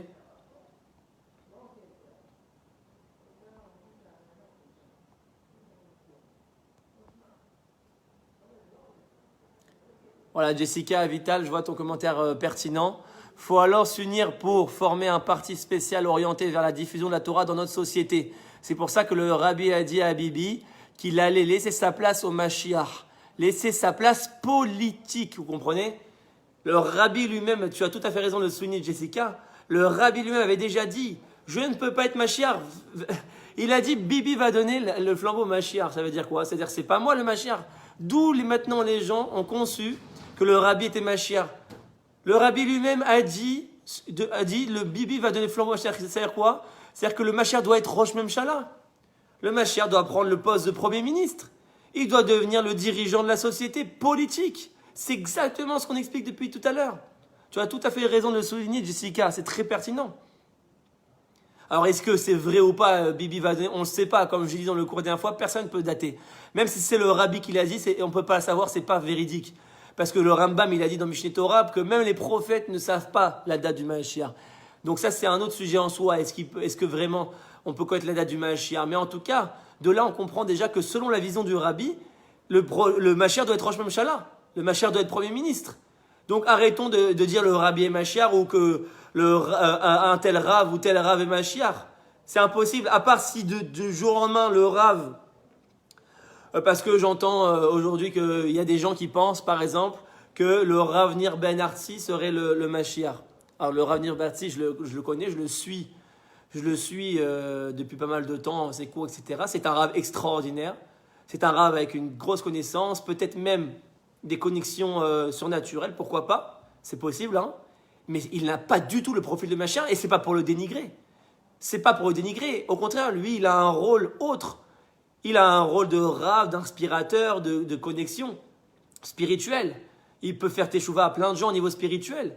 C'est très bien, mais ça n'a rien à voir avec le profil de Mashiach. Alors à part si demain, d'un seul coup, il monte un parti et qu'il veut devenir, et que son ambition maintenant, c'est de prendre la place de Premier ministre et de changer les choses au niveau politique, là, je pourrais dire, ah oui, effectivement, ce Rav Nir Ben Artzi commence à avoir le profil. Mais tant qu'il est dans sa yeshiva à Tlamim, dans le Yishuv Tlamim dans le sud, qui ne bouge pas de là-bas et qu'il est juste dans une fonction d'enseignant rabbinique, même s'il dit il est au niveau du rabbi, ça ne change rien. Ce n'est pas ça le profil, vous comprenez? Ce n'est pas ça les critères du Mashiach. Donc aujourd'hui, c'est de la divagation, c'est du fantasme de dire qu'il serait Mashiach. Et c'est pas pour le dénigrer encore une fois. Moi, je le suis depuis longtemps et je le respecte énormément et c'est un rave très très grand. Mais ça n'a rien à voir, c'est pas le profil. Après, demain, il peut très bien changer et d'un seul coup s'impliquer politiquement. Et là, on pourra commencer à parler, mais tant que ce soit Mashiach, mais tant qu'il n'a pas fait ce mouvement, tant qu'il n'a pas pris cette décision,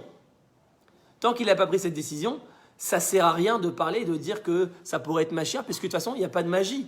Il ne peut pas, je ne sais pas c'est quoi, il est Mashiach, il est dans sa yeshiva, il enseigne la Torah. Ok, il parle de Mashiach, il nous prépare à Mashiach, il dit que Mashiach va arriver, il ferme les yeux, il a peut-être des connexions spirituelles. Et peut-être vrai, moi je ne critique pas Chas v'Shalom. Je ne connais pas assez pour savoir si c'est vrai ou faux ces connexions. Mais ce que je suis sûr, c'est qu'il n'a pas du tout le profil messianique, pas du tout. Et tout ça pourquoi? Pourquoi on croit que c'est lui? Parce qu'on est encore dans cette mentalité de croire que Mashiach c'est spirituel. Or la Torah n'a jamais parlé d'une Géoula spirituelle. Vous savez, j'ai entendu d'un chidouche extraordinaire du Rav Cherki. Le Rav Cherki, il a fait une conférence sur ça, sur le messianisme. Parce que tout ce que je vous dis, c'est aussi l'avis du Rav Cherki. Il dit explicitement que le messianisme, c'est politique. Et il te dit la preuve, c'est un chidouche du Rav Cherki, il te dit le mot Géoula. Le mot Géoula qui veut dire rédemption, on parle de Géoula, dans la Torah, quand est-ce qu'on utilise le mot Géoula? Vous savez quand est-ce qu'on utilise le mot Géoula dans le Talmud? Sur le champ qu'on a libéré, sur l'esclave qu'on a libéré, sur le bien, un bien par exemple qui a appartenu à quelqu'un et qui a été volé, qu'on l'a rendu à son propriétaire, on appelle ça Géoula. C'est-à-dire que la Géoula, c'est la libération politique, c'est-à-dire la libération d'un champ, la libération d'un bien, la libération d'une terre, par exemple, la libération de la terre d'Israël, quand le sionisme a libéré la terre d'Israël, a fait les guerres et on a récupéré les terres. C'est ça le messianisme, c'est rien d'autre. C'est ça Shiboud Malchouyot. C'est ça la libération des royautés. C'est ça le messianisme, c'est la libération des terres, c'est l'indépendance politique. Il n'y a pas de Géoula spirituelle, Géoula pratique, et Géoula de Chesed, ou Géoula de je sais pas quoi, et que ça va descendre du ciel. C'est pas ça la Géoula.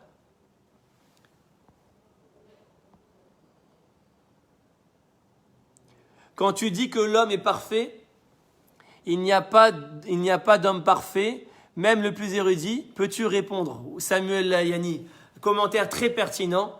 Il est vrai qu'il est écrit Baaretz Tzadik Velo Yecheta.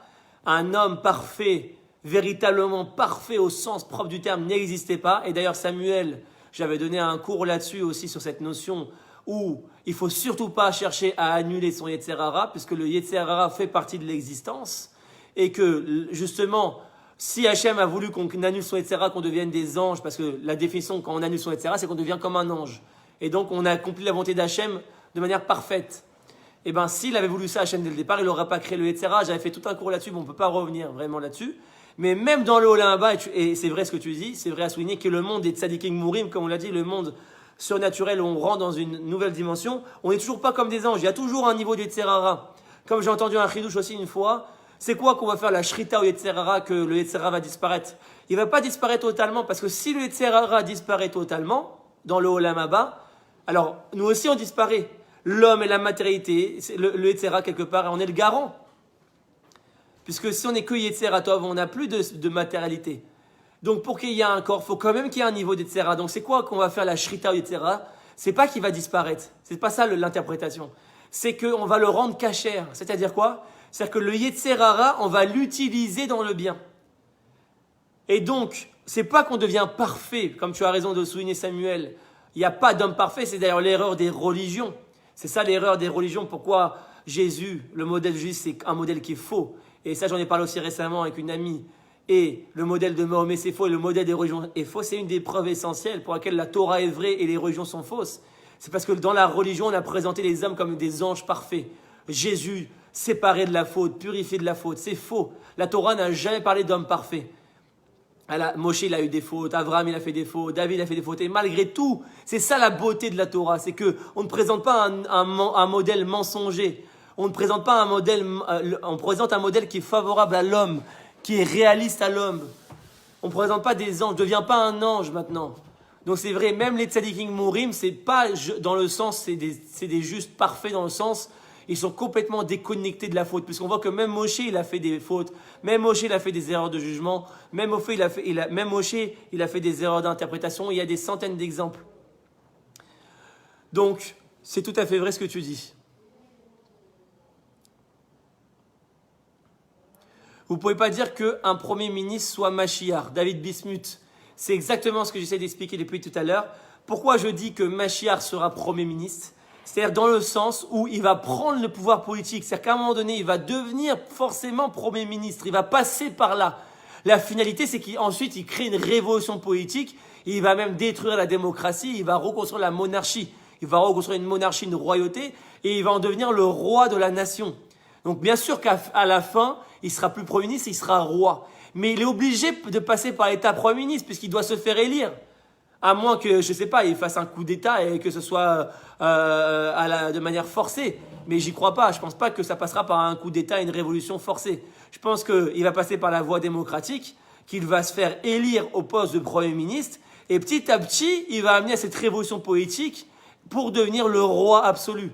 Et c'est lui qui va ensuite créer cette révolution politique. Mais quand je dis qu'il devient Premier ministre à la place de Bibi, c'est une étape dans son parcours.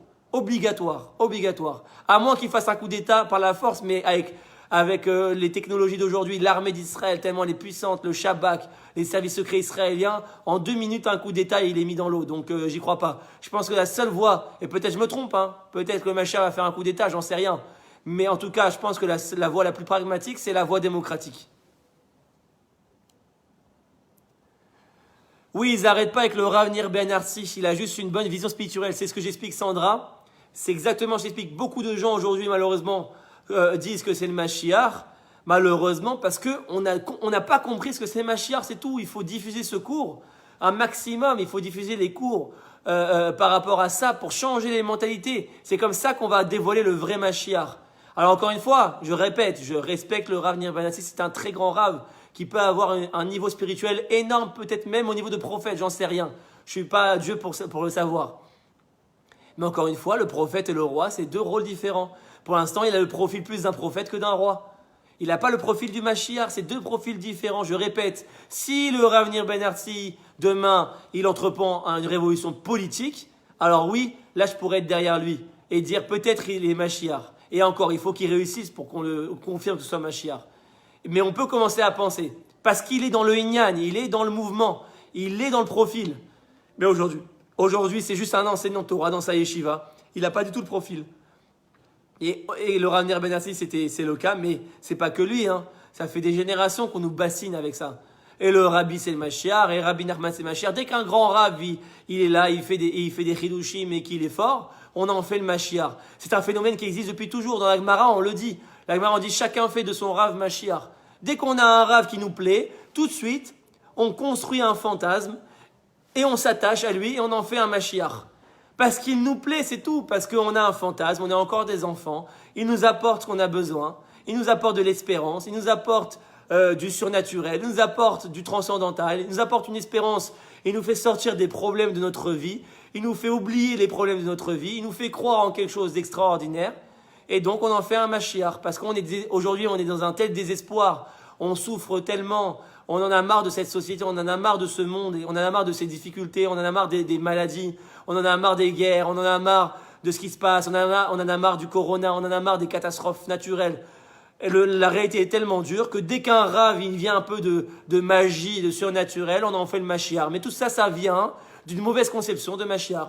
Le Mashiach, ce n'est pas de la magie. Le Mashiach, il va transformer la réalité. Il ne va pas te faire fuir de la réalité.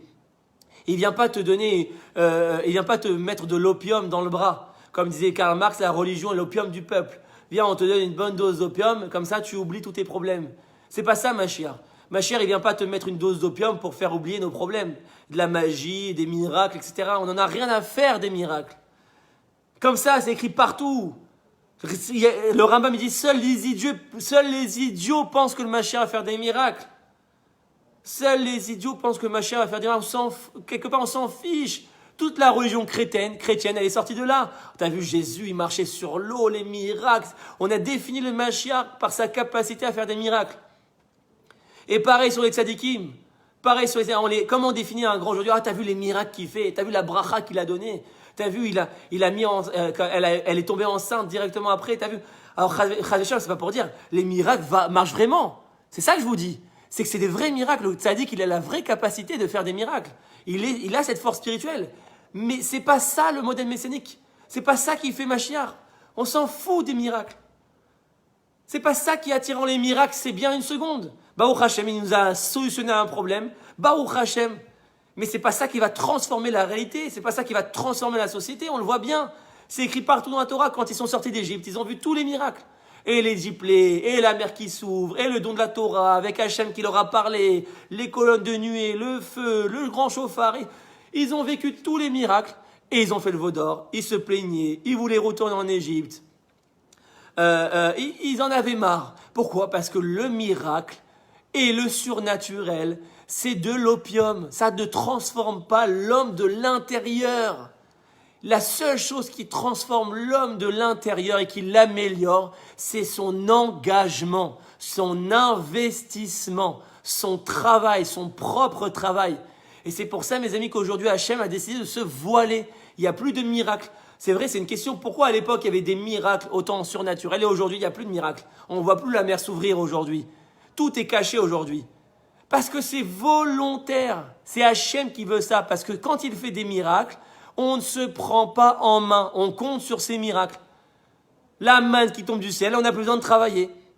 Alors maintenant, quand on est en terre d'Israël, il a dit c'est fini la manne, vous allez travailler parce qu'Hachem, il ne veut pas. S'il avait voulu faire tout lui, il n'aurait pas créé l'homme. Il aurait fait un monde directement parfait. S'il a créé un monde imparfait comme ça, c'est pour que l'homme se travaille de par lui-même. S'il lui a donné un libre arbitre, c'est pour que l'homme, de par son propre effort, mérite ce qu'il va avoir, mérite ce qu'il aura construit. C'est ça la vraie joie. C'est pas qu'Hachem il va faire un miracle et qu'il va faire descendre le Beth Amikdash du ciel. Ah bravo, c'est la Géoula. Qu'est-ce qu'on en a à faire? C'est pas le Beth Amikdash qui est important. Le Beth Amikdash c'est pas un but en soi. S'il descend du ciel, j'en ai rien à faire. Le vrai but c'est qu'on s'est battu pour ce Beth Amikdash. Le vrai but c'est qu'on a eu la volonté de vouloir construire, qu'on a tout mis, tous nos engagements, nos investissements, qu'on a sué pour se battre et le construire. Qu'on a pris conscience de par nous-mêmes de son importance. C'est ça le vrai but de pourquoi il faut construire le Beth Amikdash. C'est pas les pierres en soi, on s'en fout du Beth Amikdash en soi. On s'en fout des pierres. C'est quel est l'engagement que l'homme aura mis pour le construire. Il aura une véritable joie quand il verra le résultat de ses efforts, qu'il aura mené une révolution politique pour le construire, qu'il aura mis sa vie en danger pour le construire, qu'il aura tout sacrifié pour le construire, et qu'il verra la construction. Là, il aura la véritable joie, la vraie simcha. C'est pas qu'il descende du ciel, ça c'est des fantasmes. Hachem, il ne va pas le faire descendre du ciel, sinon ça n'a aucun intérêt. Puisque tout le but, c'est que l'homme se transforme de l'intérieur. La Géoula, c'est l'homme, c'est pas le Beth Amikdash. Il faut que l'homme se change, que l'homme s'améliore. Donc tout ça, ça passe par notre travail. C'est comme c'est tellement simple à comprendre dans la vie de tous les jours. Comme un enfant, si tu lui fais tout, l'enfant, il ne se construit pas. Si tu fais tout à sa place et que tu règles tout à sa place, il ne va pas se construire. Alors bien sûr, tu vas lui sortir de ses problèmes momentanément, mais il ne va pas se construire. Si tu veux que l'enfant se construise de manière indépendante, il faut le laisser tomber. Il faut le laisser échouer et que de par lui-même, il apprenne à se relever. Alors il peut tomber 1 fois, 2 fois, 3 fois, 4 fois, jusqu'à qu'il apprenne à se relever lui-même. Et là, il va devenir indépendant. Là, c'est le vrai but. Comme il écrit, Sheva et Paul, Tzadik Vekam, le juste se tombe 7 fois et se relève. Parce que quand tu l'aides à se relever, il ne sait pas tenir debout tout seul. Il va retomber encore et tu vas encore l'aider à se relever. Et ainsi de suite. Et il ne va jamais tenir debout tout seul de manière indépendante. Pour qu'il apprenne à marcher tout seul, il faut que tu le laisses tomber et que tu ne l'aides pas à se relever. Il faut qu'il apprenne à se relever tout seul. Et que ça prenne le temps que ça prenne. Et bien Hachem, c'est exactement pareil avec nous. Hachem, il a dit, je vais arrêter les miracles. Parce que tant que je fais des miracles, je vous aide à vous relever momentanément. Parce que les miracles, ça nous a sortis d'Égypte, c'est vrai. Mais ça ne nous a pas rendu bons intérieurement, ça ne nous a pas rendu indépendants. C'est ça qu'Hachem a dit, j'arrête les miracles. Et maintenant, il va y avoir tous les échecs. C'est vrai qu'il va y avoir des échecs, c'est vrai que ça va créer des catastrophes. Parce que le fait qu'Hachem se voile de ce monde, ça crée des mauvaises choses. Mais d'un autre côté, ça va créer la plus grande beauté, la plus grande joie, c'est que quand l'homme va savoir se relever de par lui-même et qu'il va devenir indépendant, il va devenir un vrai homme. Et c'est ce qu'on appelle dans la Kabbalah le Keter. Vous savez, ça c'est un chidouche aussi extraordinaire. Quand on dit que le Mashiach, pour ceux qui connaissent un peu, va dévoiler le 5e niveau de l'âme qu'on appelle la Yechida. Alors que Moshe n'a atteint que le 4e niveau de l'âme qu'on appelle la Chaya. En dessous, il y a le Neshama, le Ruach et le Nefesh. Nefesh, 1er niveau. Ruach, 2e niveau. Neshama, 3e niveau. Chochma, 4e niveau. Et Yechida, 5e niveau. On dit que le seul qui va dévoiler l'Echida, c'est le Mashiach. Moshe n'a atteint que la Chaya, le 4e niveau, comme Avraham, comme David, comme Adam Arishon. Le seul qui va dévoiler le 5e niveau qui correspond au niveau des Sphirot, au Keter, c'est le Mashiach. Alors, comment tout le monde comprend cela? Que le Mashiach va atteindre un niveau spirituel encore plus élevé que Moshe. Or, c'est faux. C'est faux. Il y a écrit « En ke Moshe od ». En tant que Navi, en tant que prophète, en tant qu'homme spirituel, il n'y a pas comme Moshe. Même Mashiach ne sera pas plus élevé spirituellement que Moshe. C'est tout ce que je vous dis depuis tout à l'heure. Puisque le Mashiach est un Baal Teshuvah, il ne peut pas atteindre le niveau de Moshe au niveau spirituel.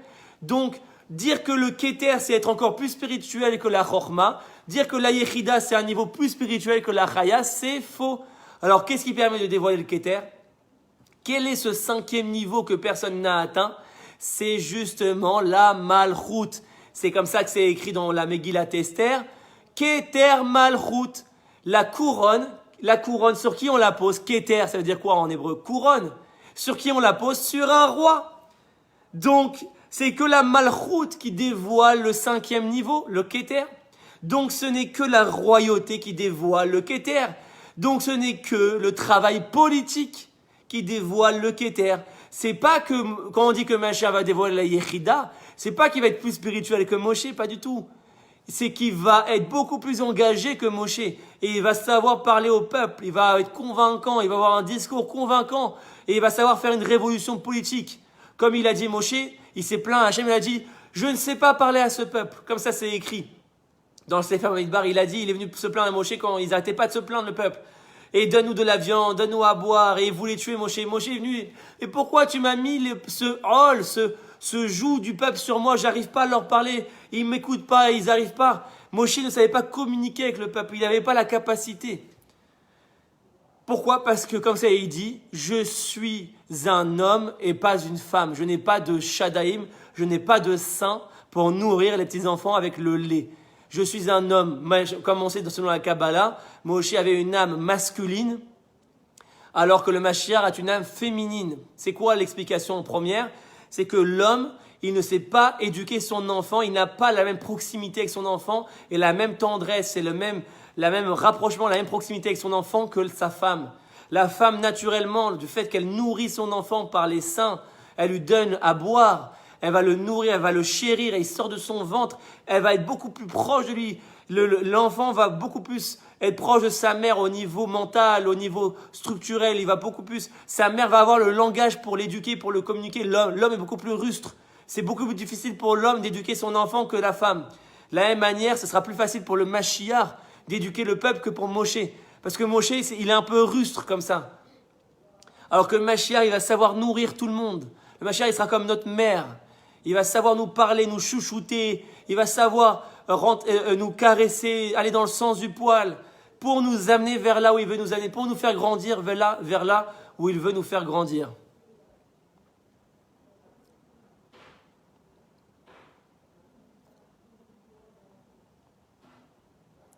Alors Valérie Val, encore une fois, c'était tout le cours, il faut revoir ce que j'ai dit. Et la résurrection des morts avec Mashiach, peux-tu expliquer? Il faut revoir tout le début du cours qui était sur ce sujet.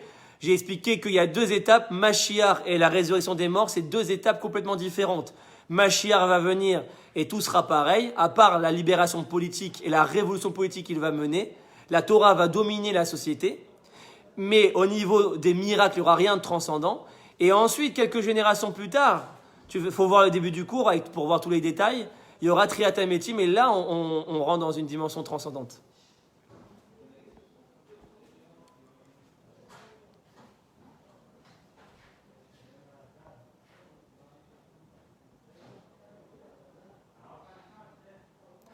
David Bismuth, vous ne m'avez pas répondu à ma question. Israël a rendu des territoires et peine à l'annexer. Pourquoi? Mais c'est très simple, David. Pourquoi on n'arrive pas? Parce qu'on n'a pas un leadership messianique au niveau politique. Comme je l'ai expliqué, la Torah, elle est dans le monde des synagogues, elle a une dimension uniquement religieuse aujourd'hui. Et donc le monde politique est séparé du monde religieux. Et donc les leaders politiques qu'on a actuellement n'ont pas la vision thoraïque.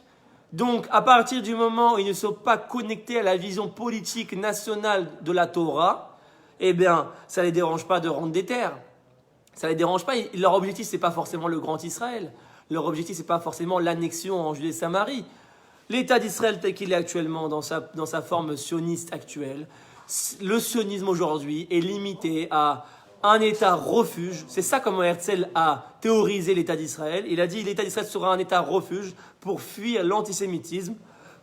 C'est-à-dire que l'État d'Israël, il peut être en Argentine, il peut être en Ouganda, il n'y a pas une notion de Torah derrière, il n'y a pas une notion de Gdusha, il n'y a pas une notion de terre sainte. À partir du moment où le sionisme est détaché de la notion de la Torah politique, c'est-à-dire la terre sainte, alors je peux partager la terre. Quel est le problème? Je peux vivre à Tel Aviv. Si je suis tranquille à Tel Aviv, pourquoi je vais me casser la tête à aller conquérir Hebron et à faire la guerre et à réenclencher des tensions, réenclencher des guerres et rembraser la région pour aller conquérir des villes? Je suis très bien à Tel Aviv. J'ai mon job, j'ai ma parnassa, j'ai ma maison, j'ai ma famille. J'ai fui l'antisémitisme qu'il y avait en Europe. Je ne suis plus dans les fours d'Auschwitz. J'ai mon indépendance. Je suis très bien. Donc, vous comprenez pourquoi aujourd'hui on rend les terres et on peine à annexer les terres? Parce que la vision politique de l'État d'Israël actuel n'est pas inspirée de la vision politique de la Torah. Aujourd'hui, la terre d'Israël n'est pas conçue au niveau politique comme une terre sainte. Sinon, on ne pourrait pas la partager. Si on avait conscience de la sainteté de la terre, même pas en rêve, on pourrait la partager. Et on se battrait, on mettrait tout en œuvre pour réannexer la terre d'Israël, la Judée-Samarie, le mont du Temple. Ce problème, il vient du fait qu'on n'a pas un leadership politique messianique, on n'a pas un leadership politique thoraïque. Et le problème vient des deux côtés. Et du côté politique qui est déconnecté de la Torah, et du côté religieux qui est déconnecté du politique, du monde de la Torah qui ne veut pas s'engager, et qui, toute la vision politique se limite juste à la pratique religieuse, et on efface toute la dimension politique de la Torah. Donc aujourd'hui, il faut construire la voie du juste milieu, où la Torah et le politique se réunissent. Et c'est là qu'on pourra combattre pour le grand Israël et qu'on aura la force de réannexer tous les territoires qui nous appartiennent parce qu'on sera connecté, on aura un leadership politique connecté à cet idéal. Et je ferai, Bezrat Hashem, un cours sur ce sujet, sur la notion de grand Israël, etc.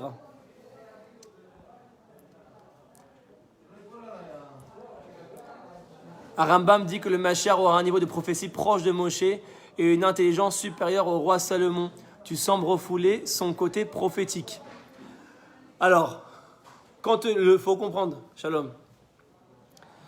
Quand je dis que le Mashiach, il a un rôle politique essentiel, c'est pas pour dire, attention, par exemple, quand je dis, c'est une très bonne remarque, Laurent Oudiz, très bonne remarque, c'est une très bonne précision.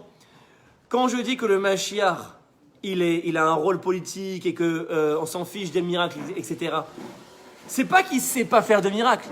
C'est pas qu'il n'est pas prophète. C'est pas ça que je suis en train de dire. Bien sûr qu'il sera prophète. Bien sûr qu'il sera faire des miracles. Mais c'est pas ça son rôle. C'est ça que j'explique.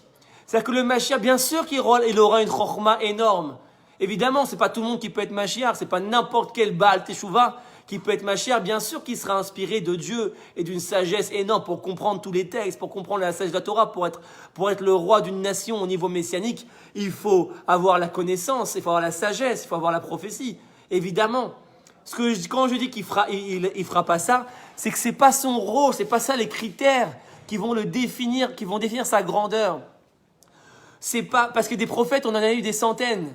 Ce qui fait la différence, c'est pas qu'il est prophète. Ce qui fait la différence, c'est qu'il aura la capacité de réaliser au niveau tachlès ses prophéties, au niveau concret, au niveau de la société. Et que ça passe pas par la voie des miracles. Alors quand je dis que ça passe pas par la voie des miracles, c'est pas qu'il n'est pas capable de faire de miracles. Le Mashiach, évidemment qu'il sera capable de faire des miracles. Mais il n'en fera pas usage. Il ne va pas impressionner le monde en disant « Regardez mes miracles, etc. » On s'en fout. Ce n'est pas les miracles qui changent le monde. Donc le Mashiach, il s'en foutra de faire des miracles. Bien qu'il en ait la capacité. Simplement, il sera pas capable, il n'aura pas la volonté de les faire et dire « Ça ne sert à rien. Moi, je veux construire le monde, donc il faut s'engager. » Et ça passe pas par les miracles, ça passe par le travail.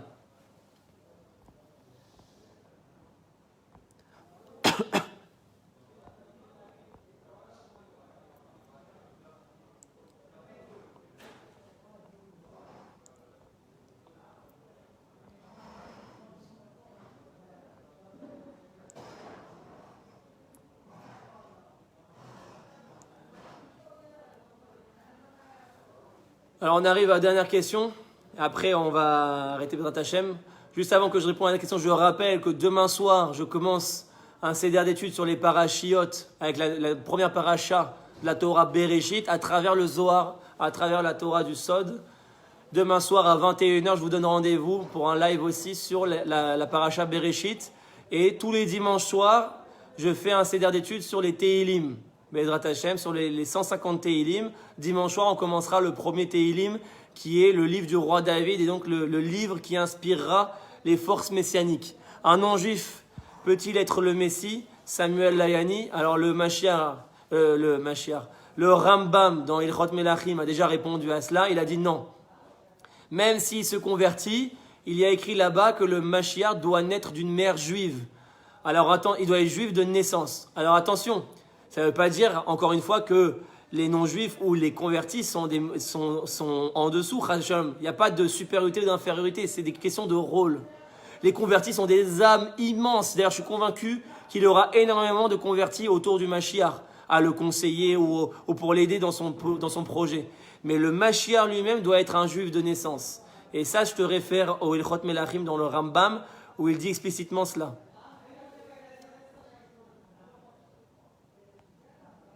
Voilà. Est-ce qu'il y a des dernières questions? N'hésitez pas à poser vos dernières questions et après Bezrat Hashem, on se quittera pour demain soir une étude sur la paracha de Bereshit à travers le Zohar.